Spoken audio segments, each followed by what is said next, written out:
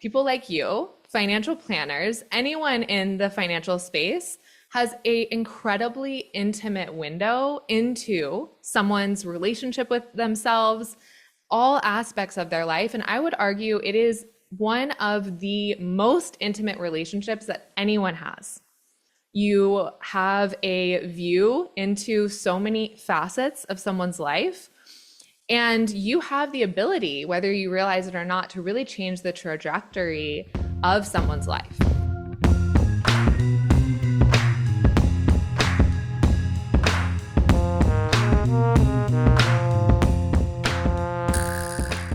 Hello, and welcome back to Season 4 of The Blueprint, an FPA NexGen podcast. Today, we're joined by Breanna Rae Blaney, the CEO and founder of the Anya Institute.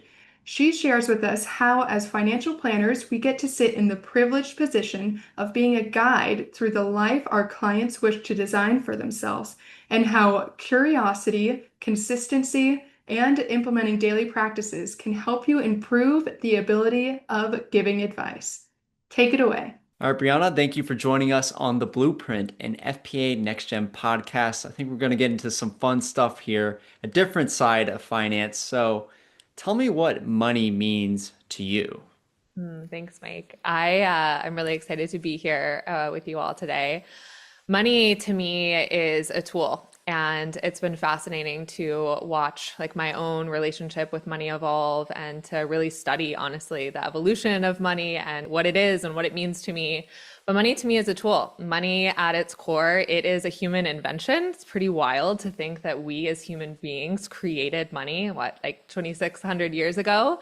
And that this thing has now taken on a life of its own, honestly, in today's society, and happy to chat more about that. But to me, money is a tool. It is a neutral thing of exchange. And we as human beings, we are the ones that assign meaning to this thing. And so to me, money is really about being able to use something, that a currency of exchange that we can exchange with one another. And depending on how I'm utilizing my own money, that depends on how I feel about it. Okay, yeah. So you see it as a tool now. How has that view changed as your career has progressed and you've gotten more into this different view of money? When I started in finance, I didn't even have that question, right? What does money mean to you? I don't think that most people have even answered that question for themselves, because money is so ingrained in our society. I mean, from a really, really young age, we are conditioned in many ways to just chase after this thing and shown that the metrics of success, if you want to have a successful life, if you want to be happy in life, that you need a lot of this thing that we call money. And so we just organize our whole lives around that. And so for me, when I was a teenager and I was thinking about, what do I want to do with my career? I wanted to make sure I could provide for myself. I saw the role that money played. My parents love each other immensely, but they got divorced when I was young. I saw the way that money played in their lives. My dad is an entrepreneur. I grew up in an entrepreneurial family. I saw the way that money influenced, right? How they made decisions in their relationship, how they made decisions with their business, how that impacted our family. And I never wanted for anything really growing up, but I certainly saw these dynamics at play. And so when I was thinking about my first job, I wanted to make money, and I knew you could make money in finance. And so that's why I went into finance, was to make money and to be able to provide for myself. And very early on, I realized that money wasn't going to bring me the thing that I thought it was going to be, right? That you really early on, honestly, probably before I could actually really fully provide for myself, I had this inclination that what I thought I was seeking was not going to bring me what I actually desired. And so that really led me down a much deeper and longer path of asking these questions. What does money actually mean? And then ultimately, what actually creates fulfillment in the human experience? And I think the answer is it's not money, but money can certainly and does play a role in creating that. And I'd love to play off of that. You have inspired me and several others in following your path and paving your own path within the financial ecosystem. you are very much ingrained in financial planning, but you have stepped away from the traditional sense of managing assets. And so I'd love to hear more about how you have taken this step adjacent, but very much in financial planning and people's relationships with money, and how you have trusted yourself and evolved throughout this process. It's fascinating that the financial industry, has been set up in many ways to simply support that accumulation of money. Right? And that is what most financial plans really optimize for. And that's what most financial managers of really any type they're optimizing to give you the most of this thing. And I think the big question that we have to ask, Alison, is why? It's just why, right? Well, why do we want this thing called money? What are we going to do for it? And it is concerning to me in many ways that there is this kind of carrot put out of we're going to work your entire life. You're going to hit this milestone of retirement, whether you want that or not. And then what happens after? And honestly, the research and more research is being done on this around what happens like once people retire and they've worked their whole lives to achieve this thing. And I can't tell you how many stories that I have heard of people who die shortly after retirement because they've lost meaning in their lives, or there's a massive tragedy that occurs and they're not able to actually live. And so a huge part of my journey has been recognizing that and recognizing we only have one life and it's a gift. Every single day is a gift. And we are here to live that life to the fullest. And what's fascinating is that kind of on the opposite side, we've talked about the challenges that can be associated, right, with money and the way things have been structured, that also people like you, financial planners, anyone in the financial space has an incredibly intimate window into someone's relationship with themselves, all aspects of their life. And I would argue it is one of the most intimate relationships that anyone has. And that creates a very, very, very unique window where you actually have someone's trust. You have a view into so many facets of someone's life. And you have the ability, whether you realize it or not, to really change the trajectory of someone's life. And even if you're not conscious of that, when you're giving them financial advice or financial guidance, or you're supporting them on your plan, and you might kind of unconsciously just say, well, you can't really do that right now. Or the financial plan doesn't support this right now. Or maybe it does, whatever it is, you are planting a seed in someone's mind around what they can or cannot do with their life, which is a really big responsibility. And I think it's something that we don't talk enough about in the financial space, is the responsibility that you carry. I know parts of my career when I have made really big decisions and I've gone and gotten advice from people, I've had to be really, really careful who I take advice from, because there's a lot of fear and bias that actually comes from the financial planner side. The seat that you're sitting in and you're giving advice to someone else, and you might not be conscious of your own beliefs around money and your own fears. And well, I wouldn't make that decision because that sounds really scary to me. And there's not that view. And so a huge part of my journey has been, and why I created Anya and the Integrative Wealth Advisor Certification and everything in that realm, is because of the importance of not doing that. Right? I call it being a clear mirror. When you are giving advice to others, when you're holding space for others, you have to be really conscious of not projecting your own beliefs on that. So that's a little bit of the trajectory of my story around that. And then how I've gained self-trust, which I think was the second part of your question, is really getting clear on who I am. I talk about integrative wealth as the intersection of identity, resources, and decisions. So who you are, what you have, and the decisions that you make in life. And the first part is your identity, and it's who you are. And again, I think it's a scary fact and the truth, though, that a lot of times we don't actually know who we are as human beings. And people live their entire lives without really asking some of those really fundamental questions. And what I've found for myself, Alison, is that the deeper that I have gone to understand who I am and why I'm here, and started taking ownership for my own identity, the more I've been able to trust myself and my decisions because I know why I'm doing them.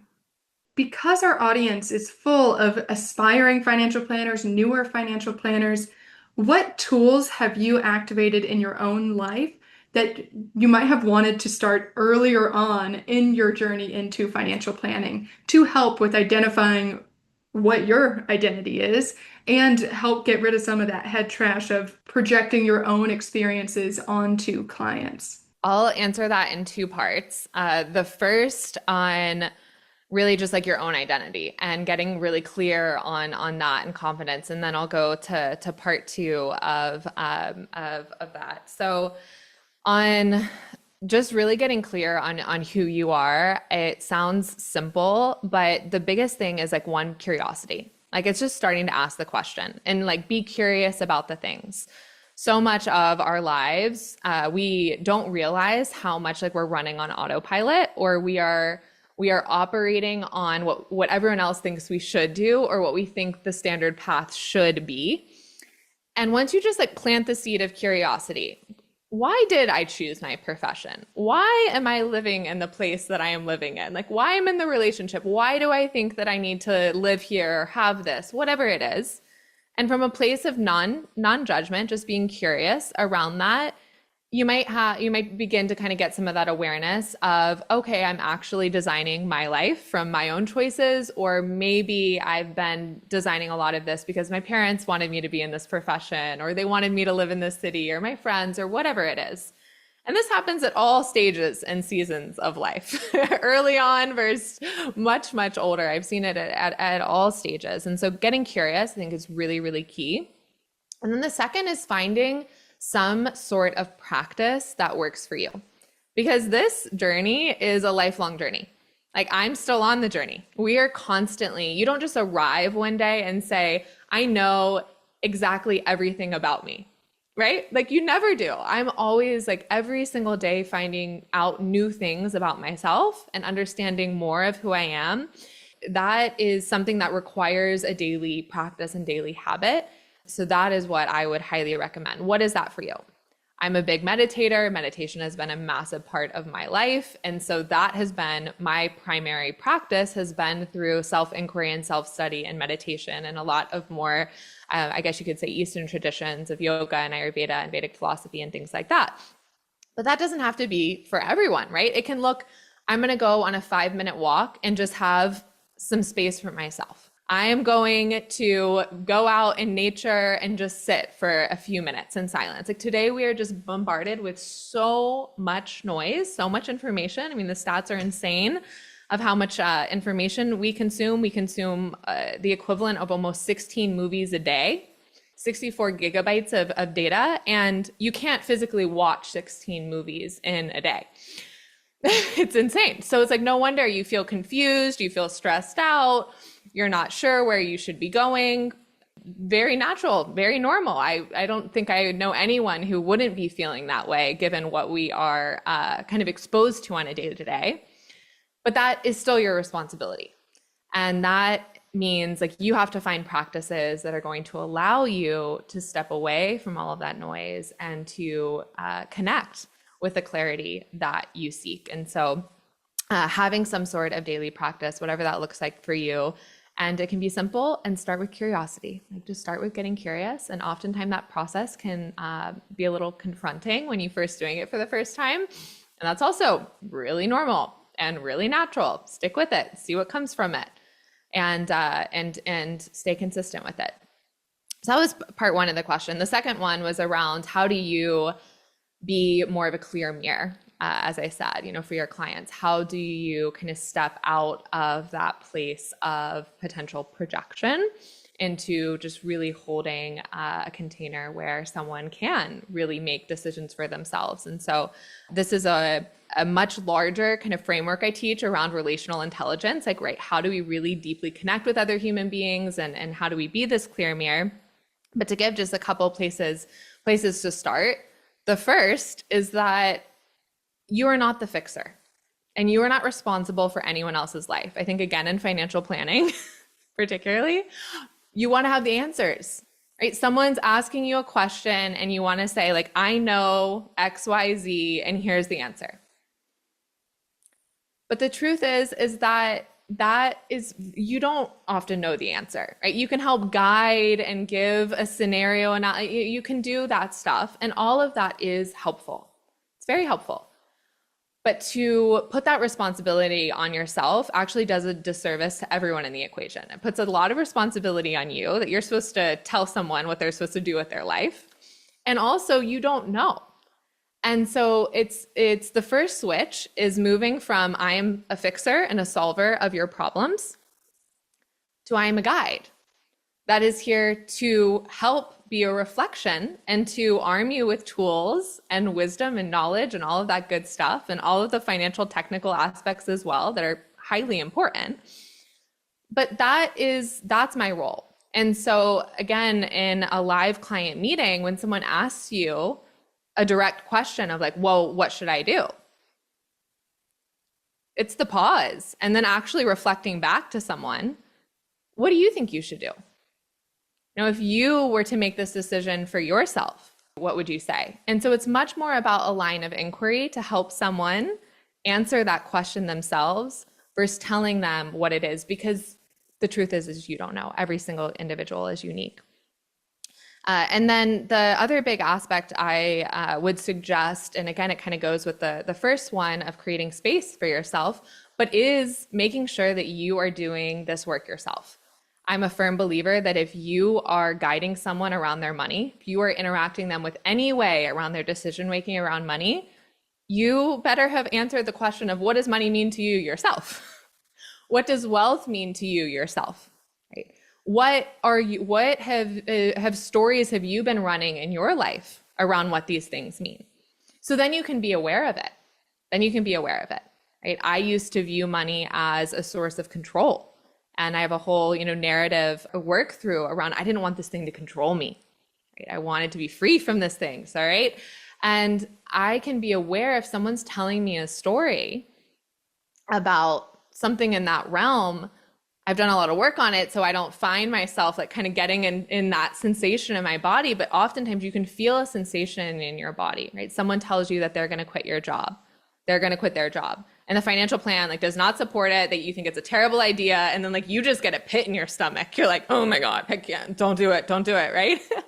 That isn't helpful for anyone in the situation. You have to learn how to control your own emotions so that you can process that emotion. You can regulate your own nervous system. So you're not adding that layer into the equation with your client. So yeah, there's a lot of aspects of it, but hopefully those are a couple helpful places to start. Yeah, it's like that last one should be a CFP requirement. You need to take your money script quiz, figure out what things happened, why you view money that way to help your own clients when you're guiding them. 100%, Mike. I could not agree. And I have been in some rooms of very seasoned professionals, and I have asked, like, how many of you have defined what wealth means to you? And less than 10% of the room raises their hand. And I think that is just again, no judgment. I think there's just room for evolution in our industry, but I do think it's very important that we're raising the question of that okay, right? And how can we evolve as an industry so that we are embodied in what we're sharing? So a lot of our listeners are either students or like 0 to 5 years into the industry. If they commit to learning about themselves, understanding their money scripts, and focusing on being a guide for their clients, what does their career and the impact on their clients look like years down the road? Absolutely transformative. Like I was saying earlier, I really view the opportunity that is there in our profession as one of the most noble professions, honestly, in the world. And that was a huge transformation and in my own journey of how I viewed the financial industry. But you have such a unique seat at the table in someone's life. And you have the opportunity to be the most, or one of the most influential people in someone's lives. Full stop. I view this profession, particularly that a way that I'm talking about it, as one of like immense service. Like you are doing an immense service to someone when you are creating the space for them to really think thoughtfully around how they're going to intentionally design their life, how they're going to allocate their resources to fuel that life going forward. So to me, it's one of the most noble professions out there. You have an incredible opportunity to make a massive impact in someone's life. You will also be financially compensated to provide that service. Like, I don't think that I am a firm believer, like money is a tool of exchange, and there is a value that is exchanged for that service. And as with the rise of AI and the way that our world is changing, that aspect of being a guide, really understanding, being able to help someone make sense of the organization of all of this, that is only going to increase massively. And that's something that AI can't provide. AI cannot provide being there. You can pretend like they can provide therapy advice, all of that, but it's not that human connection. There's not that trust. And when you really get really, really good at relational intelligence skills, being able to hold space for someone, help them think through their decision making, I hear it coming out of people's mouths. You've changed my life. You've changed the trajectory of my life, full stop. And people will pay you for that. And it's also really, really, really, really, really fulfilling.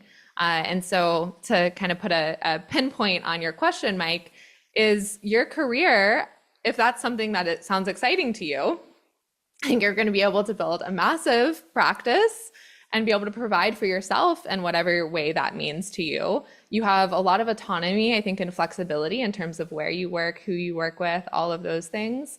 And then also you're really able to change the world and in my perspective, for the better. One of the things that is common for the newer planners coming in is, as most people have known in the financial services, is that it's typical to need to pay your dues or have to walk through fire in order to get to the other side of finally having this long, successful career that's very rewarding. What skill set do you believe younger planners are able to bring to the table? And how do you think we as a profession and those coming in should shift our mindset around the whole pay your dues, do your time before you can have the rewarding career? To me, we are just in a completely new era, completely new era.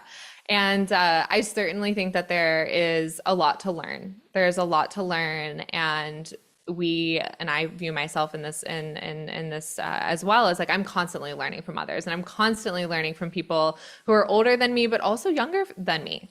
I absolutely love reverse mentorship and all of that. I mean, to me, it's just not about age. It is about just being around other human beings, and you learn and you observe, and I learn from everyone. I think about someone coming into the profession, regardless of an age, you have a fresh perspective. And to me, there's like nothing more exciting, particularly right now in the financial industry, about having a fresh perspective. You are not jaded by the way that things should be done or have been done. You actually get to come in and say, and be curious again. Like, what is the best thing for the client, right? What is the best thing for this person in front of me? What am I really trying to do here? So much of our industry has been organized around transactional relationships. I provide you the financial plan, you pay me a fee for that. There's just this transaction that is occurring.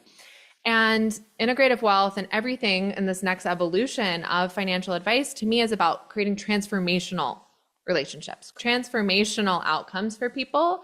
And when you come in with a fresh perspective and you are really showing up for another human being to create a transformation, I actually think that you're coming in honestly with an advantage, particularly again with all of the changes in technology. The skill set is being able to look at things with a fresh perspective, to get really creative. I actually think that this is a very creative profession.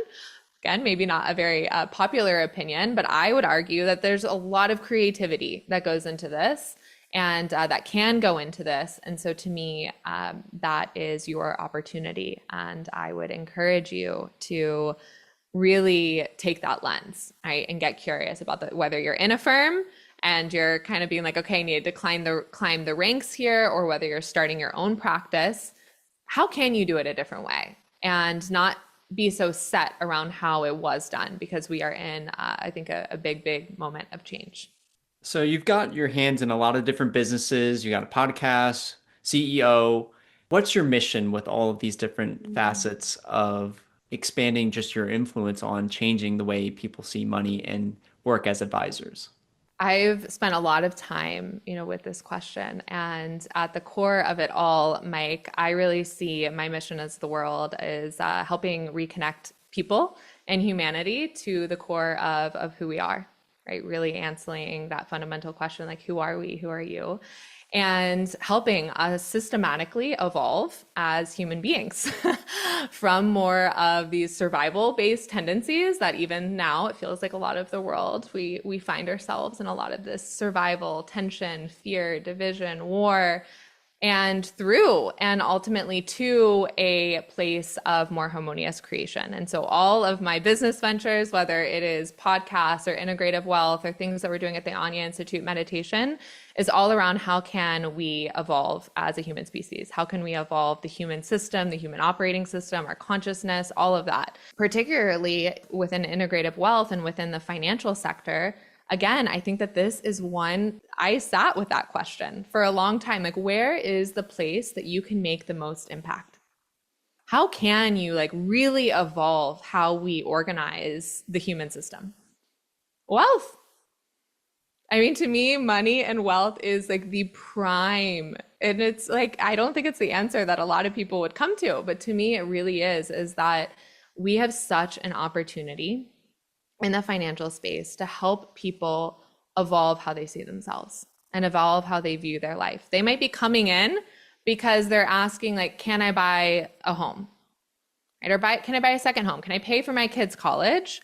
But underneath that question is so much else, right? It's why do you want that home? Where do you want to live? What do you want to do with your life? How do you want to use those resources?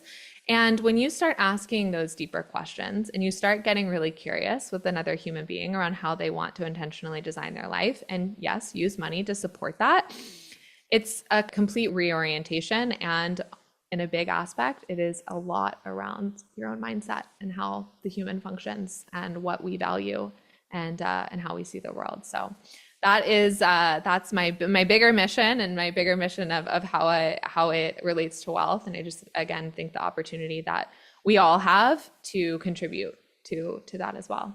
What is one thing that you've either started or stopped doing that helped accelerate your ability to fulfill that mission?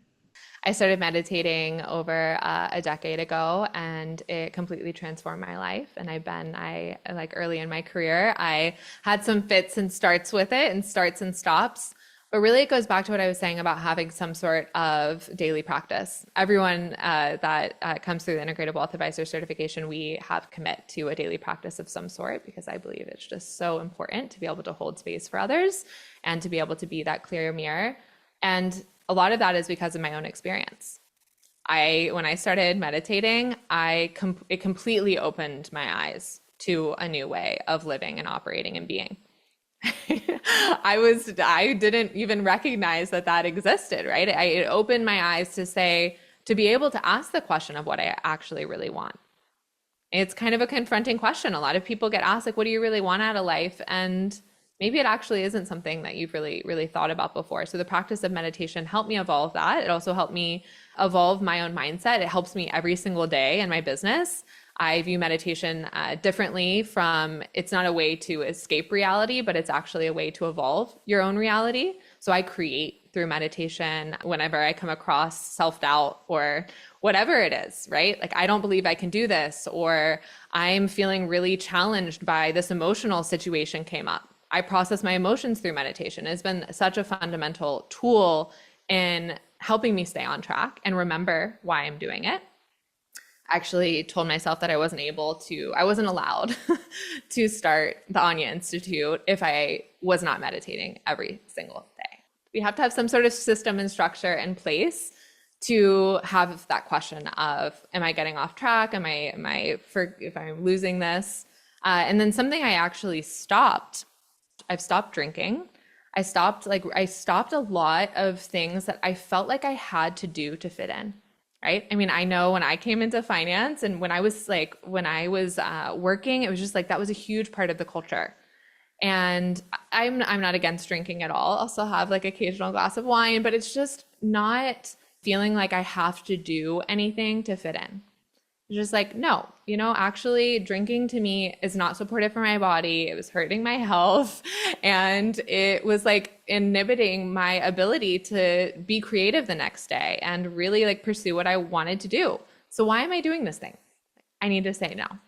Just little things like that. So I am a firm believer. I mean, it works. There's a lot of things you have to let go of to be able to pursue the things that you really, really want to. And that's a natural part of the equation, right? You've got to release to be able to bring in new things. And so when you're starting your career or when you're starting a new profession and all of those things, it's just really easy to be like, how do I fit in? How do I fit in? I want to be liked. I want to feel like I know what I'm doing.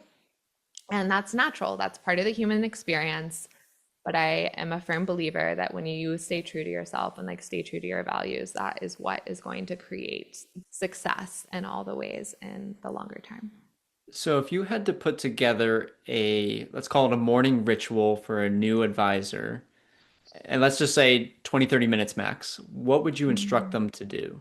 One, I would really encourage you to set structure. Like structure creates freedom. Structure creates freedom. I know some people are allergic to structure, and trust me, I get it. I used to be allergic to structure too. But the more structure you put in your life, it's just like financial planning, honestly, right? The more structure we put around our finances, the more awareness we have of like, what do we spend? What categories are in? The more free we can be. The more free we can be. Same thing with your life. What structure do you want to create in your life so that you can create more freedom?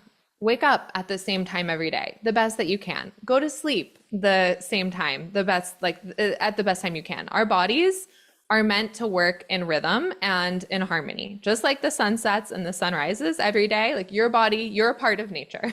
You are nature. Like we are made up of the same thing, of the dirt and all of that. That's what you are made up of as well. And sometimes I think we forget that. And so like I always say, when you want to start with your routine, like look at what nature does. And then align your body accordingly. So when the sun rises, probably a good time for you to be rising as well. When the sun sets, like probably a good time for you to be winding down as well. The sun's brightest at the middle of the day. We should be eating our largest meal actually at lunch.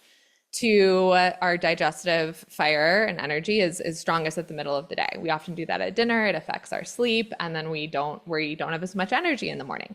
Structure is really important.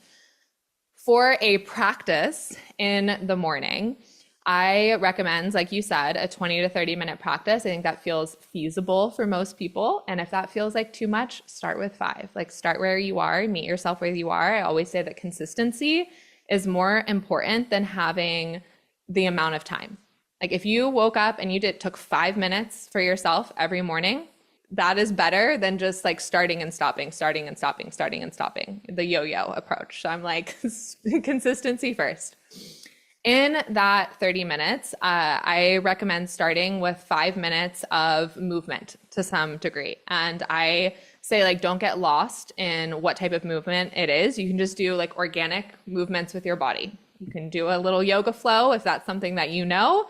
Amazing. But if not, just move your body organically for 5 minutes. It's wild what happens when you just stretch your body. You've been sleeping all night. You've got to wake up the channels of your body. I also didn't mention this, but like no phone. If I was to recommend one thing to anyone, it is actually like even before starting a 20, 30 minute thing, it is allowing yourself this space in the morning to be with yourself and to like start what do I want in my life? How am I going to align what I actually believe before you're just bombarded by all of the news, and making sure that your alarm clock is not something that is hyper stimulating to your nervous system. Like if you have your phone alarm on and it's the burr, burr, I mean, you're immediately waking up and your heart is palpitating. Like you are in a state of fight or flight the second you wake up. And it's much, much harder to bring yourself down. So if you're waking up and you're feeling nervous, check your phone alarm. Like nice birds chirping, get a hatch. That's what I have. I love it. But just starting from a place of grounded regulation and leaving your phone in another room where you can't touch it for at least until that morning practice is done. So 30 minutes, and if you're not doing a full practice, but just giving yourself some space. From a scientific perspective, when you are sleeping, your brain is literally like a sponge, and you are squeezing, like your brain when you are sleeping, it's detoxing your brain. And so when you wake up in the morning, your brain is like a fresh sponge. So whatever you put in it the first in the morning is like what you will consume the most of. So this is why it's like so prime, and why historically the ancient traditions have always meditated and things in the morning, is because your brain is so primed. After that 5 minutes of movement, you can do a guided meditation practice, or you can do a silent meditation practice. That's generally what I recommend, for about 20 minutes. And if you're new to meditating, this can be very simple. The Anya meditation method we teach is arrive, center, apply. So you're arriving, you're allowing your body to like settle into a seated position. You are centering your mind on something, and you can use just your breath as a guide. So very, very simple place to start. It's also a hard place to start, I will preface with, is just sitting and tracing your breath flow and observing what happens.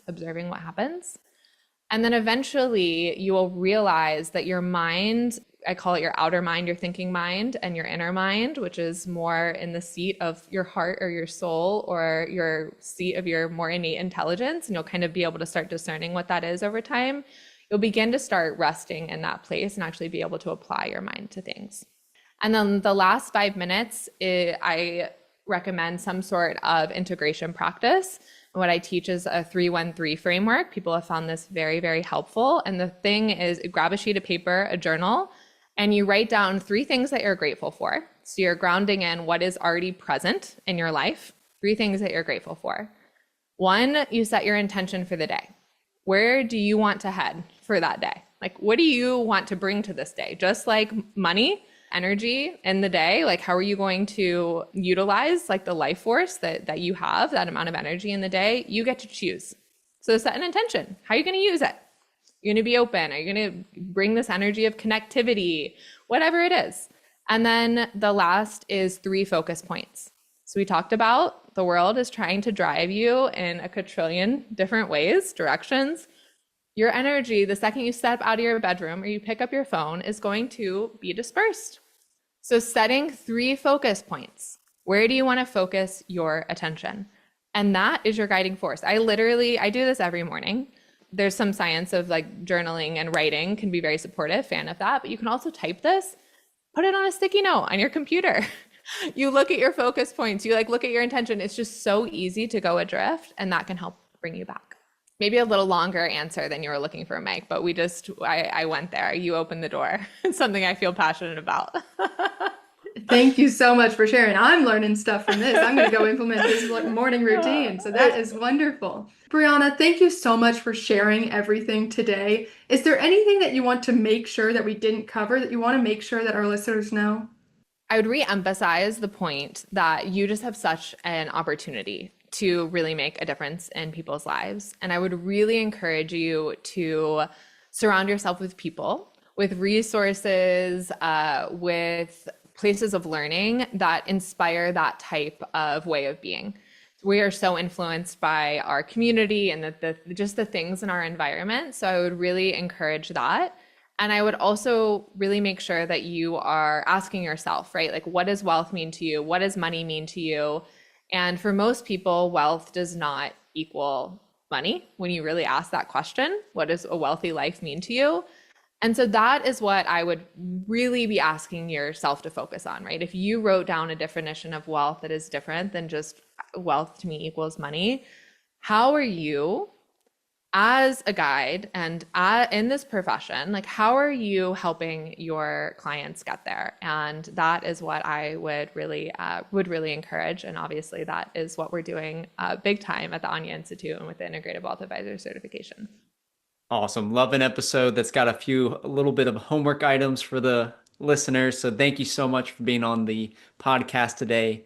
This has been the Blueprint, an FPA NexGen podcast. See you in the next episode.